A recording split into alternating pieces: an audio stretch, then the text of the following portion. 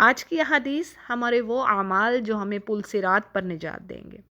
قرآن کریم میں اللہ فرماتا ہے سورۃ الحدید، یوم تری المؤمنین والمؤمنات یسعی نورہم بین ایدیہم وبایمانہم بشراکم الیوم جنات تجری من تحتہا الانہار خالدین فیہا۔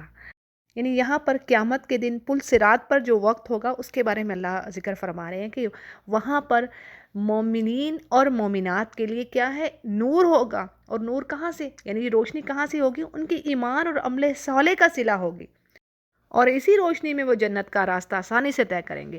تو جی اس کے بارے میں احادیث کو بھی دیکھتے ہیں۔ مسلم کی حدیث ہے، وَتُرْسَلُ الْأَمَانَةُ وَالرَّحْمُ فَتَقُومَانِ جَنَبَتِ الصِّرَاطِ يَمِينًا وَشِمَالًا فَيَمُرُّ أَوَّلَكُمُ الْكَلْبَرْقِ۔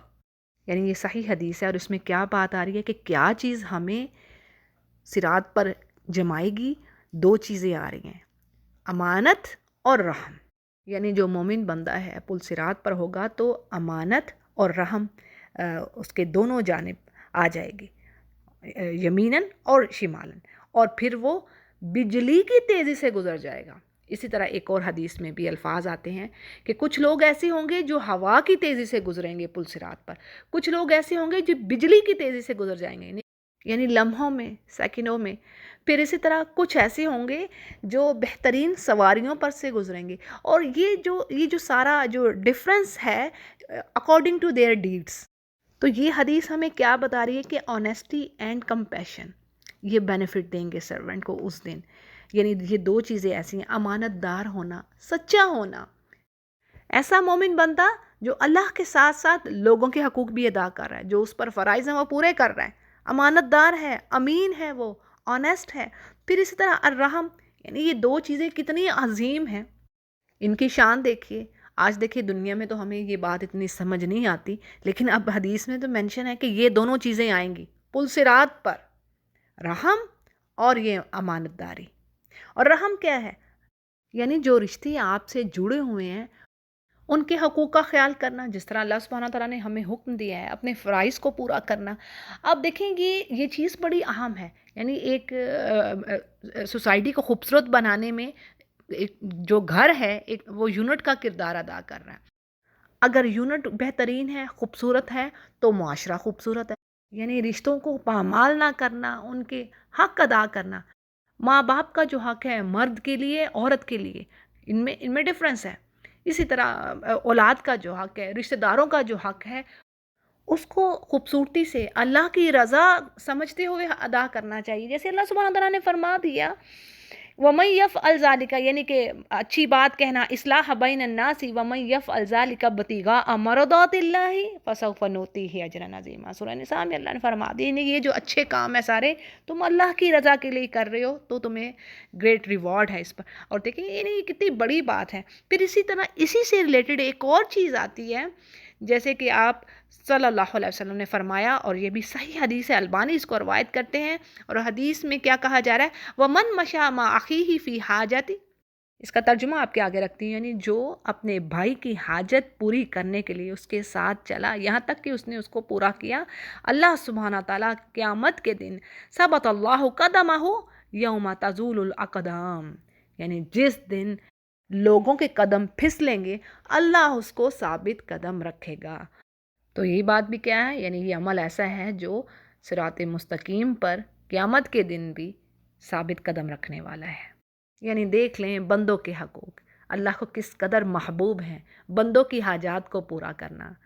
یعنی بات وہی آتی ہے نا کہ عبادت کے لیے تو اللہ کے پاس بڑے ہی فرشتے ہیں، مگر خالی عبادت کر لینا، ریچولز کو ادا کر لینا ہی کافی نہیں۔ اللہ کو یہ چیز مطلوب ہے کہ دل میں ایک دوسرے کے لیے محبت، احسار، قربانی کا جذبہ ہو، ایک دوسرے کے لیے خرچ کرنے کا، ایک دوسرے کے لیے چاہت کا، عزت کا، احترام کا جذبہ ہو۔ اللہ تعالیٰ ہمیں وہ چیز کرے۔ اور دیکھیں ایک اور جو بڑی خوبصورت حدیث ہے، وہاں پر تو بات ہی ختم ہو جاتی ہے کہ سچا مومن تو ہے ہی وہی جو چیز وہ اپنے لیے پسند کر رہا ہے وہی وہ اپنے بھائی کے لیے پسند کر رہا ہے، تو وہی مومن ہے۔ دیکھ لیں یہ مومن کی ڈیفینیشن۔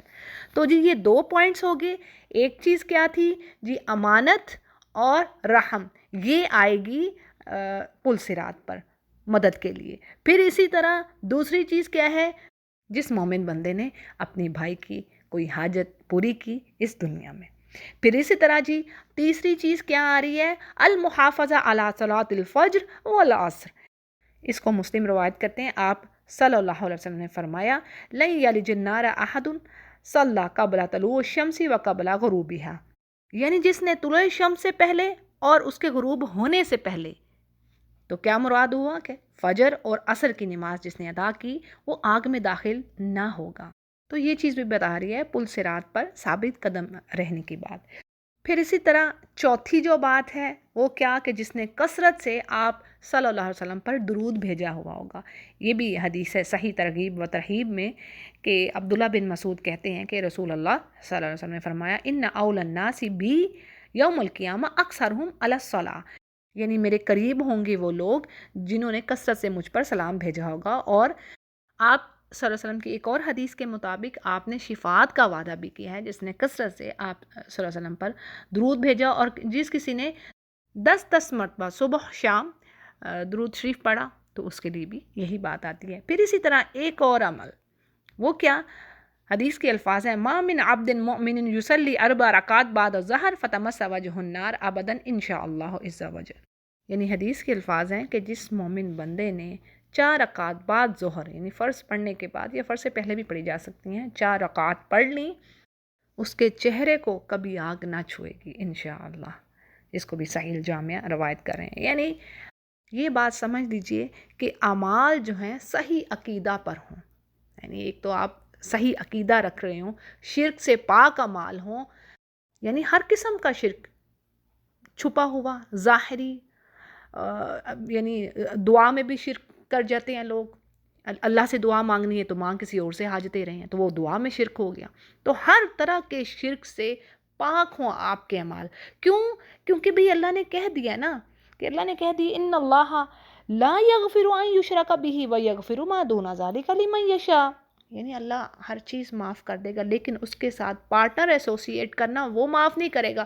اور وہ کسی چیز میں بھی انسان کر دیتا ہے، ایون جو ایمان رکھنے والا ہے.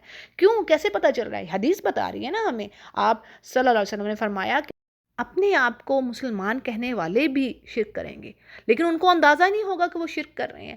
اور اس کی مثال بھی آپ نے دے دی، نبی کریم نے مثال دے دی کہ ایسا شرک ہوگا جیسے کہ کالا سیاہ پتھر ہے، اس پر کالی چونٹی ہے اور کالی سیاہ رات. اب دیکھیں کیا پتہ چلے گا، کچھ نظر آئے گا؟ ایک تو رات ہے، اوپر سیاہ پتھر ہے اور پھر سیاہ چونٹی، یعنی ایسا چھپا ہوا شرک انسان کو اندازہ ہی نہیں ہوگا. تو اسی لیے شرک سے بچنے کی دعا ہمیں پڑھتے رہنا چاہیے، لازمی اپنے اوپر واجب کر لینے چاہیے. تو بات یہ ہے کہ ایسے خالص عقیدے کے ساتھ اللہ کی رضا کے لیے جو کام بھی کیے جائیں گے انشاءاللہ چاہے تھوڑے ہوں اللہ قبول فرمائے گا. یعنی اللہ کو کثرت مطلوب نہیں ہے، یعنی یہ بھی حدیث کے الفاظ ہیں کہ اللہ کون سی چیز کو زیادہ محبوب، کون سا عمل اسے زیادہ محبوب ہے، تو وہ عمل جو آپ کنسسٹنسی سے کر رہی ہیں، وہ نہیں کہ کبھی کر لیا اور کبھی نہیں. یعنی چاہے تھوڑا کریں لیکن اس کو مسلسل کریں، یعنی اس نیک کام پر جمی رہیں. تو جی اللہ سے دعا ہے کہ اللہ تعالی ہمیں ان اچھے اعمال کی توفیق دے، اور اس دن پل صراط پر جب روشنی نہ ہوگی اللہ تعالی ہمارے عملوں کی روشنی ہمیں دے دے اور ہمارے نور کو پورا کر دے. یہ بھی دعا ہے سورہ تحریم میں، بڑی خوبصورت دعا ہے کہ مومن کہیں کہ یا رب تو ہمارے نور کو مکمل کر دے. تو اللہ سے دعا ہے کہ اللہ ہمیں اور ہمارے پیاروں کو انہیں میں سے کرے جن پر نہ کوئی خوف ہو نہ غم ہو، اور ان میں سے ہوں جو اللہ سبحانہ تعالیٰ کا چہرہ مبارک دیکھنے والے ہوں. آمین یا رب. وآخر دعوانا ان الحمد للہ رب العالمین.